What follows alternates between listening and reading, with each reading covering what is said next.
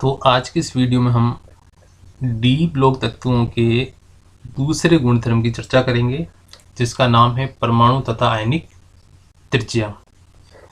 तो आप सभी को ये पता होगा कि परमाणु जो त्रिज्या होती है वो किसी परमाणु में उसके नाभिक व बाह्यतम कोश में जो इलेक्ट्रॉन प्रेजेंट है उसकी बीच की दूरी को हम क्या कहते हैं? परमाणु त्रिज्या। ठीक है।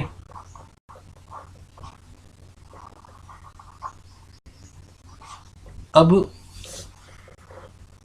आप सभी को पता है कि आवर्त सारणी के अंदर हम आवर्त के अंदर जब बाएं से दाएं चलते हैं तो परमाणु त्रिज्या का मान कम होता है, जबकि वर्ग में ऊपर से नीचे की ओर आते हैं तब परमाणु त्रिज्या का मान बढ़ता है, क्योंकि आवर्त की संख्या बढ़ती है।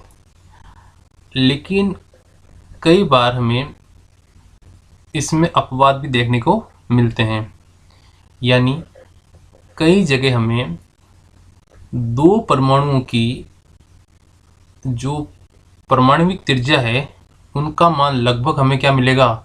समान। ठीक है। तो किसी भी परमाणु की परमाणु त्रिज्या दो बातों पर निर्भर करती है। ठीक है।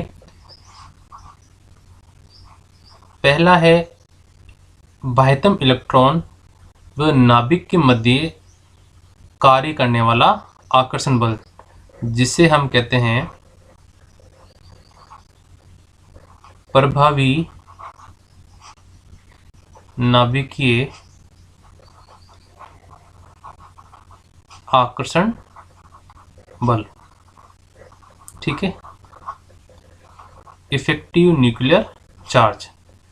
जबकि एक और फैक्टर होता है जिसे हम कहते हैं परिरक्षण प्रभाव, शील्डिंग इफेक्ट।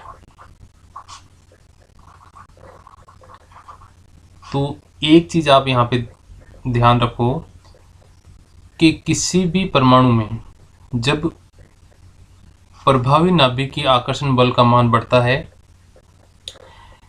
तो उस परमाणु की परमाणु त्रिज्या का मान घटता है, जबकि यदि उस परमाणु में परिरक्षण प्रभाव का मान यदि अधिक है तो उसकी त्रिज्या का मान बढ़ता है।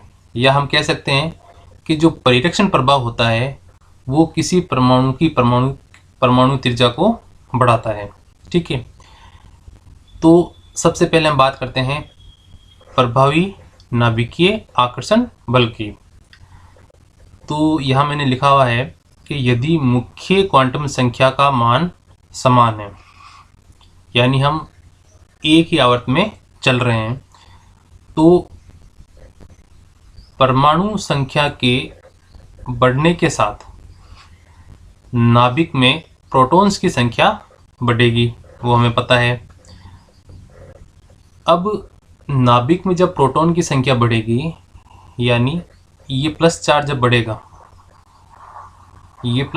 बढ़ेगा, तो ये बाह्यतम कोश में जो इलेक्ट्रॉन प्रेजेंट है उनको अपनी ओर क्या करेगा? खींचेगा, यानी उसको अपनी ओर आकर्षित करेगा, जिसके परिणाम स्वरूप परमाणु का आकार क्या हो जाएगा? कम हो जाएगा। ठीक है। तो इसी कारण आवर्त के अंदर हम जब बाएं से दाएं चलते हैं तो परमाणु का आकार कम होता है। ठीक है। तो ये फैक्टर कब लगता है? जब प्रोटॉन की संख्या नाभिक के अंदर बढ़ती है, जिसके कारण वो बाह्यतम कोश के इलेक्ट्रॉन्स को अपनी ओर क्या करता है? आकर्षित करता है, अपनी ओर खींचता है, जिससे कि परमाणु का आकार क्या हो जाता है? कम हो जाता है। ठीक है।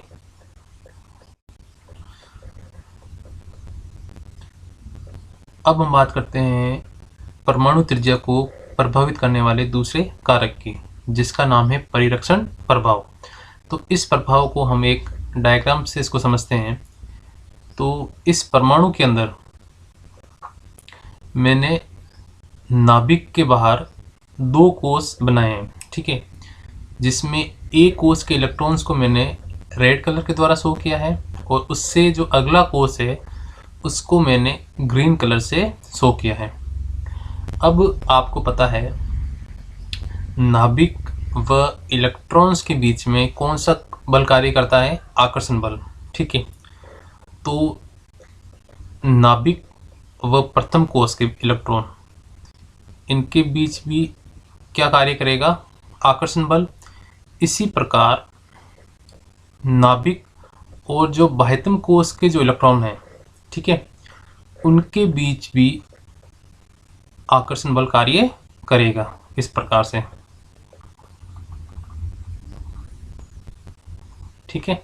ये जो मैंने डॉट वाला बनाया है, ये नाभिक और बाह्यतम कोष में जो इलेक्ट्रॉन प्रेजेंट है उसके मध्य कार्य करने वाला क्या है? आकर्षण बल।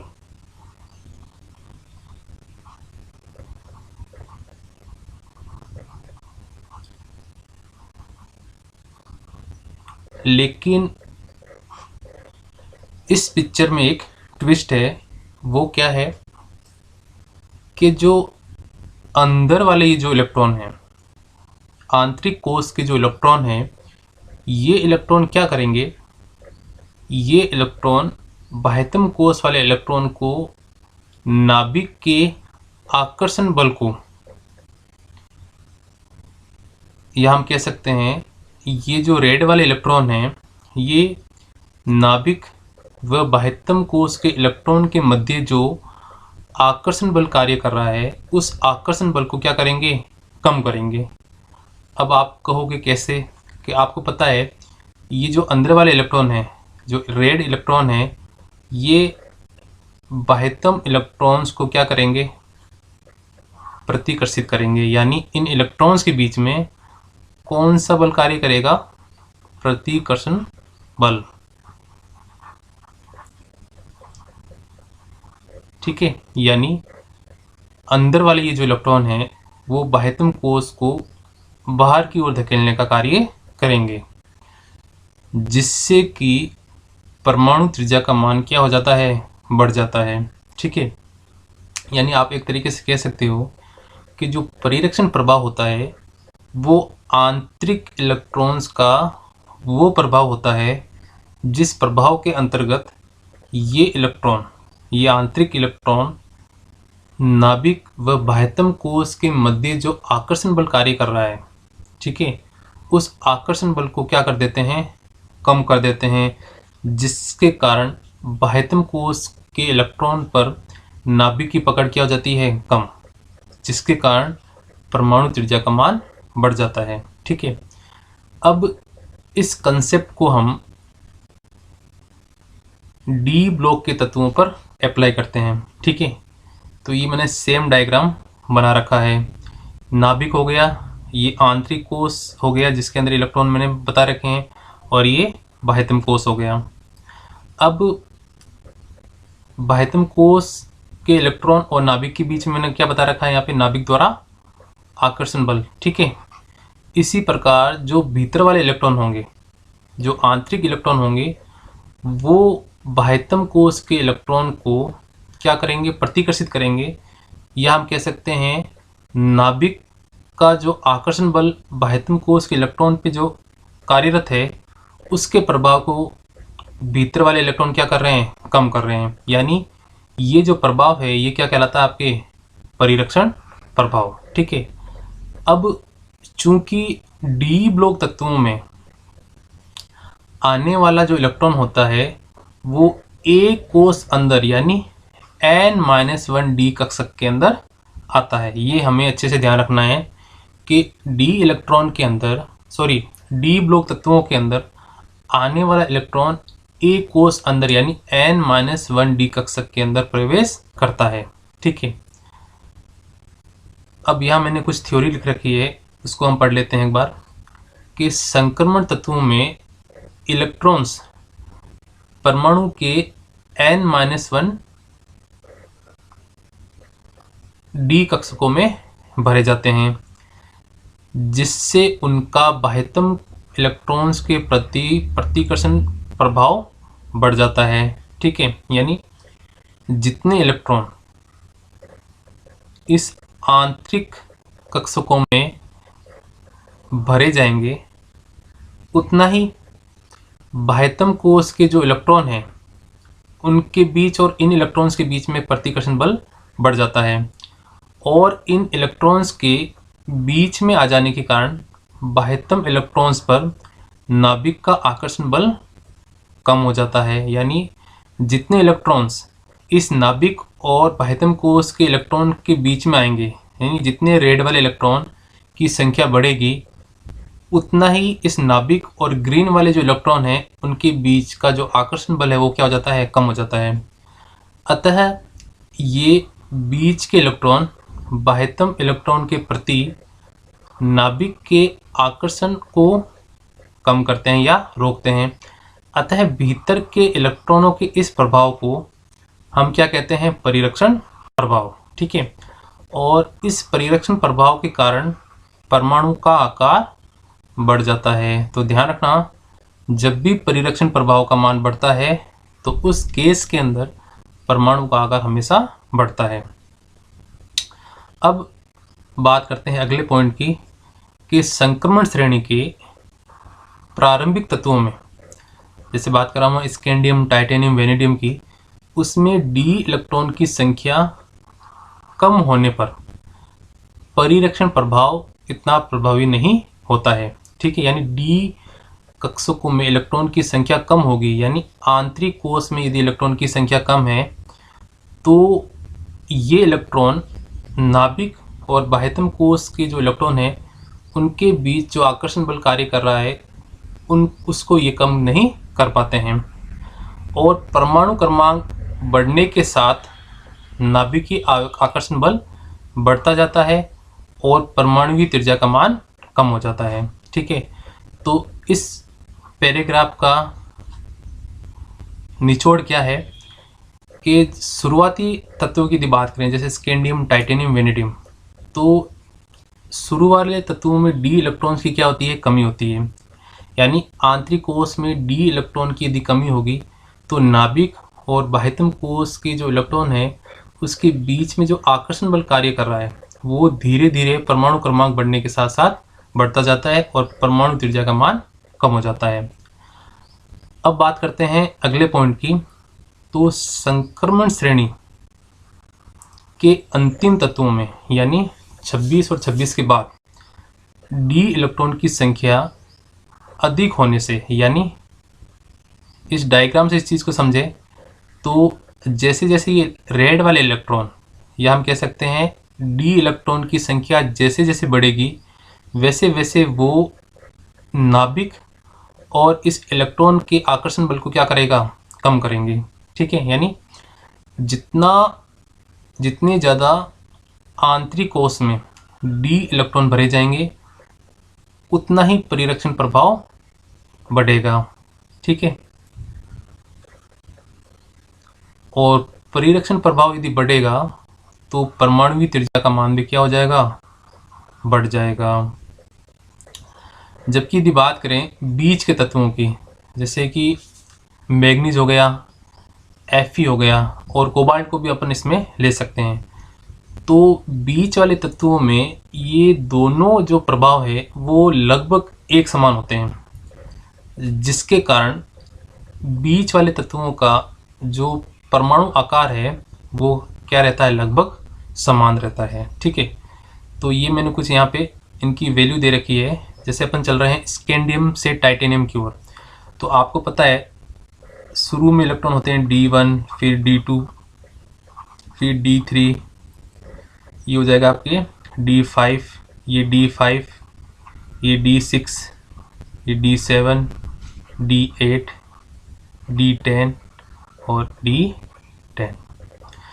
तो जैसे बात करें शुरुआती तत्वों में 1, 2, 3, ठीक है, तो इनमें डी इलेक्ट्रॉन की संख्या कम है, यानी आंतरिक कोश में इलेक्ट्रॉन की संख्या कम है, तो क्या होगा, किसी प्रकार का नाभिक और बाह्यतम कोश के बीच में जो आकर्षण बल कार्य कर रहा है वो कम नहीं होगा। यानी इस केस में परमाणु त्रिज्या का मान क्या होगा, परमाणु क्रमांक बढ़ने के साथ में कम होगा। जैसे यहाँ 1.62 है, फिर 1.47 हो गया, फिर 1.34 हो गया, यानी यहाँ मान क्या हो रहा है, क्रमशः घट रहा है।